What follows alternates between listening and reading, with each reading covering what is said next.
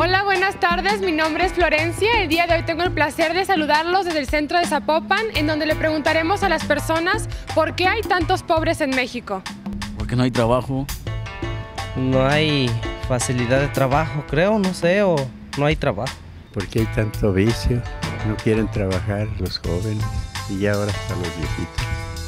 Pues porque tenemos un mal sistema económico. Por falta de trabajo. Pues más bien depende de cada persona si se quiere superar o no, ¿verdad? El decir que no hay trabajo cuando muchas veces sí lo hay. También no se les da mucha oportunidad de trabajo, les piden muchos requisitos, de experiencia. Yo pienso que porque no hay mucha economía y pues una parte por el trabajo, ¿no? Que falla uno mucho en el trabajo. No hay sueldos suficientes para mantener una familia. Lo que le falta a México es educación. Hay empleos que no los aprovechan. Por comodidad, porque se les hace más cómodo estar pidiendo dinero, creo que por eso. Señores, seguimos aquí en Panorámico hablando de la pobreza. Pablo Ayala está aquí con nosotros, nuestro invitado. Y en el bloque anterior hablábamos de la definición de qué es ser pobre, ¿no? Aquella persona que se ve imposibilitada de realizar unos planes de vida, sus proyectos de vida, donde involucra también acceso a la economía, a la educación, a los bienes, digamos, los bienes materiales como casa, ropa o salud, vivienda. En este bloque, como vimos en la cápsula, le preguntamos, ¿por qué crees que en México haya pobres? Tú, desde tu punto de vista, ¿qué podrías responder? Bueno, la pregunta implica o requiere una respuesta tan compleja como la pregunta misma. La pobreza es un fenómeno que tiene ya larga historia y es un fenómeno que no se da de la noche a la mañana.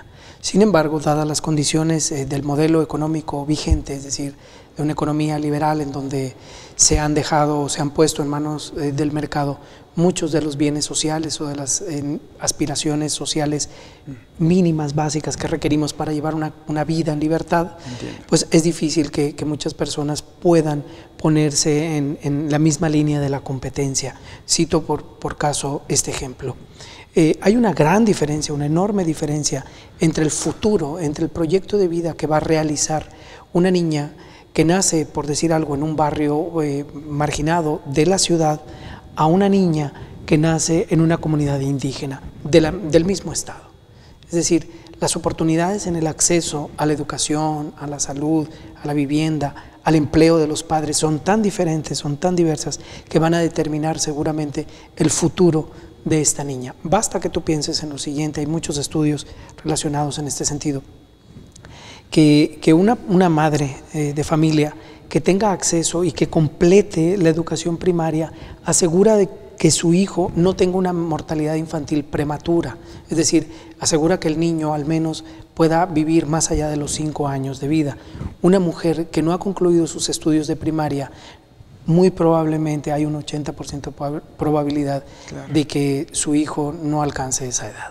Como puedes ver, o sea, los bienes sociales, en este caso la educación, es un factor determinante de las condiciones de vida material de una sociedad. Por supuesto, Pablo. Ocurre un fenómeno aquí en México, una paradoja, ¿no?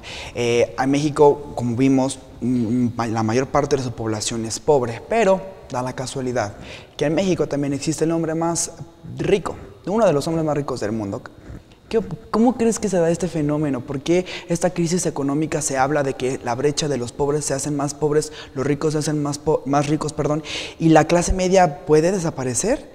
¿Qué opinas? ¿Qué dices? La pregunta es una pregunta que nos hemos hecho muchísima gente que estamos estudiando este asunto de la pobreza.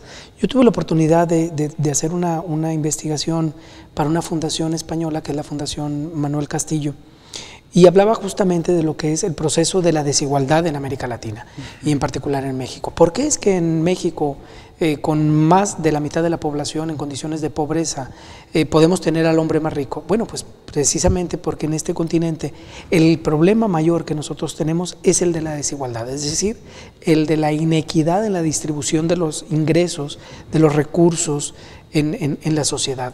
Lo decía en el bloque pasado, el 5% de la población mexicana, 5% más rico, es poseedor del 80% de los recursos de los cuales dispone el país.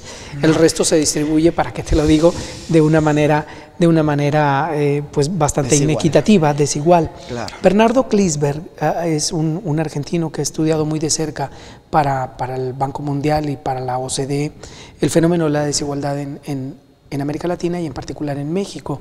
Y él dice que la clase media corre un grave riesgo. Corre el riesgo de ser una clase en extinción, llama él. ¿Por qué? Porque el último golpe económico, la última consecuencia económica que tuvimos, representó 120 millones de pobres en el mundo. Y en México, como te lo decía hace un momento, representó 12 millones de pobres más. Es decir, más toda la cantidad de gente que se encuentra en una situación de vulnerabilidad. Es decir, la clase media tradicional ha dejado de ser esa clase media que se distinguía por tener acceso a ciertos bienes. En la actualidad eso es imposible. Claro. Fíjate que es difícil de hablar de este tipo de temas porque pues estamos en nuestro país y pasa aquí con nosotros. Antes de entrar al aire, platicábamos de un comportamiento de miedo, quizá, de alguna parte de la sociedad hacia la sociedad que es vulnerable, que es pobre.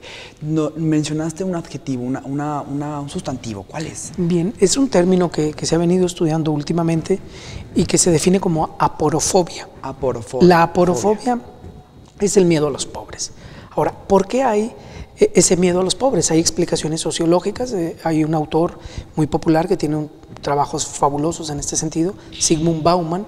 Tiene un libro muy poderoso que se llama Consumismo, Trabajo y Nuevos Pobres. Y los nuevos pobres podemos ser tú y yo. Podemos ser cualquier persona que en determinado momento no tenga un ingreso altísimo, pero que dadas las condiciones de variabilidad en el mundo de la economía, puede en determinado momento uno bajar de la posición económica en la que está. Entonces, Bauman dice que hay una cierta aversión o un cierto temor a los pobres por dos condiciones. Uno, una persona que es pobre históricamente está asociado a condiciones que tienen que ver con la falta de aspiraciones, con actitudes de vagancia, con una persona que no está dispuesta a aportar más. Sin embargo, eso es un mito, porque hay gente que sabe exactamente qué es lo que tiene que hacer y cuando se le ponen los medios y las condiciones para hacerlo, lo lleva a cabo y lo lleva de manera muy bien hecha.